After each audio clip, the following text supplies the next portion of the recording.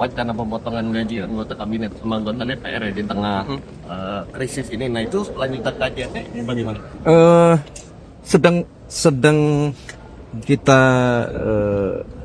detailkan kajiannya, karena apapun yang terjadi, meskipun sesungguhnya dari sisi pasokan BBM kita tidak perlu khawatir karena itu stok aman ya, yang kemudian disampaikan juga Menteri SDM, Dirut Pertamina, stok cadangan kita sekian hari, itu bukan berarti setelah itu habis minyaknya. Itu kan mekanisme yang storage ya, penyimpanan yang begitu kosong tuh ya diisi lagi, begitu kosong diisi lagi gitu. Nah, namun tentunya kita harus menjadikan ini menjadi sebuah pelajaran untuk mengefisienkan diri kita, kan begitu. Sama dulu belum ada kejadian juga anggaran bagaimana kita mengefisienkan dalam tanda kutip. Nah sekarang mari kita maknai dari Bapak Presiden kemarin itu beliau sebagai kepala negara, kepala pemerintahan ya menghimbau kepada kita semua yang tentunya nanti dimulai dari unsur pemerintah, kementerian dan lembaga, kan banyak yang bisa dilakukan untuk tadi mengurangi konsumsi BBM, misalnya bagaimana kita migrasi ke transportasi publik, bagaimana mengurangi atau membatasi pemakaian kendaraan dinas, plat merah itu. Jadi gitu-gitu. Sedang kita finalkan. Pak, terkait pembelian ini terkait pembelian rudal Brahmos Pak dari India kan diproduksi oleh Rusia dan India. Bagaimana pemerintah dalam tidak takut karena sanksi datang oleh Amerika sendiri Pak, atau dampak dari pembelian ini Pak, posisi geopolitiknya Untuk tanya Pak Medan. Mulai ini Pak, kalau terkait dengan aktivis kontras yang kemarin di penyiraman air keras itu apakah sudah tadi? Oh udah. Mas, terkait pernyataan presiden yang ingin pengamat diketukan yang tidak patriotik gitu, itu bagaimana tindakan? Ya, Pak Presiden kan bilang ingin menerbitkan pengamat yang tidak patriotik gitu. Nah itu bentuknya bagaimana nanti penerbitannya dan tindak lanjutnya bagaimana? Gimana ini? Gimana kalau terkait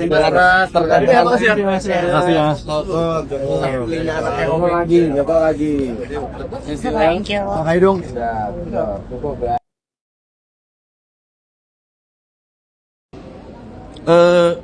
Jadi begini ya sebenarnya, fiskal itu kan dalam 1 tahun ya. Ya. Jadi kalau yang disebut dengan misalnya defisit, cara menghitungnya itu kan dalam 1 tahun.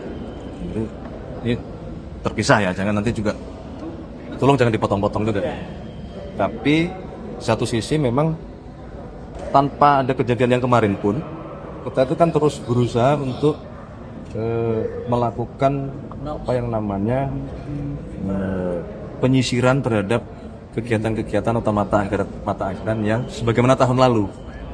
Nah, contoh perjalanan dinas, perjalanan dinas luar negeri itu terus kami perketat. Bahkan saya selaku Mensesnek yang bagian ujung mengeluarkan izin itu mau perketat untuk perjalanan dinas luar negeri.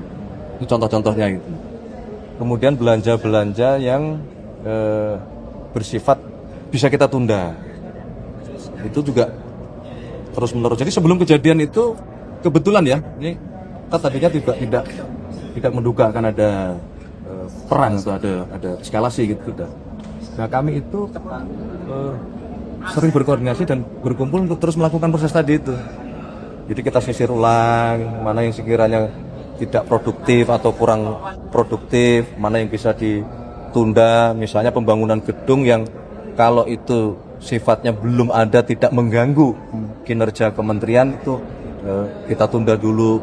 Itu ada tuh masuk di tempat kami, di tempat saya itu. Dan tentunya di Kementerian Keuangan, jangan selalu rutin untuk berkoordinasi.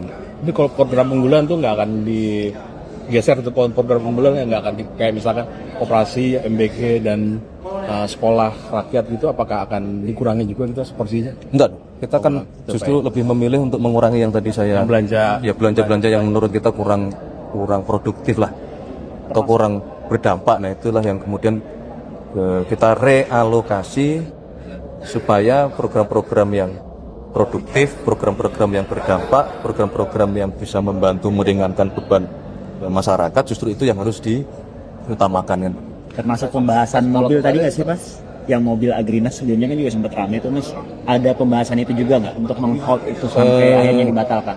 Nggak ada, karena hari ini kan kita bicaranya atau diskusinya adalah tentang masalah pengawakan rekrutmen, baik kualifikasi yang diperlukan, bidang apa yang dibutuhkan, lokasinya ada di mana. Nah itu mau coba kita desain bersama-sama gitu lintas kementerian.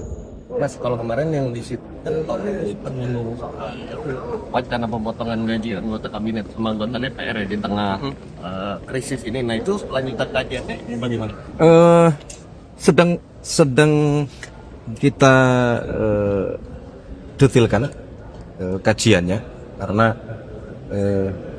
apapun yang terjadi, meskipun sesungguhnya dari sisi pasokan BBM kita tidak perlu khawatir karena itu stok aman ya, yang kemudian disampaikan juga Menteri SDM, Dirut Pertamina, stok cadangan kita sekian hari, itu bukan berarti setelah itu habis minyaknya. Itu kan mekanisme yang storage ya, penyimpanan yang begitu kosong tuh ya diisi lagi, begitu kosong diisi lagi gitu.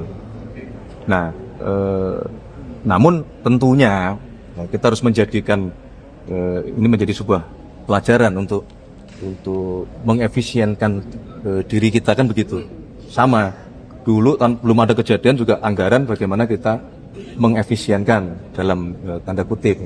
Nah sekarang mari kita maknai dari Bapak Presiden kemarin itu beliau sebagai kepala negara, kepala pemerintahan ya menghimbau kepada kita semua yang tentunya nanti dimulai dari unsur pemerintah, kementerian dan lembaga, kan banyak yang bisa dilakukan untuk tadi mengurangi konsumsi BBM, misalnya bagaimana kita migrasi ke transportasi publik, bagaimana mengurangi atau membatasi pemakaian kendaraan dinas, plat merah itu. Jadi gitu-gitu. Sedang kita finalkan.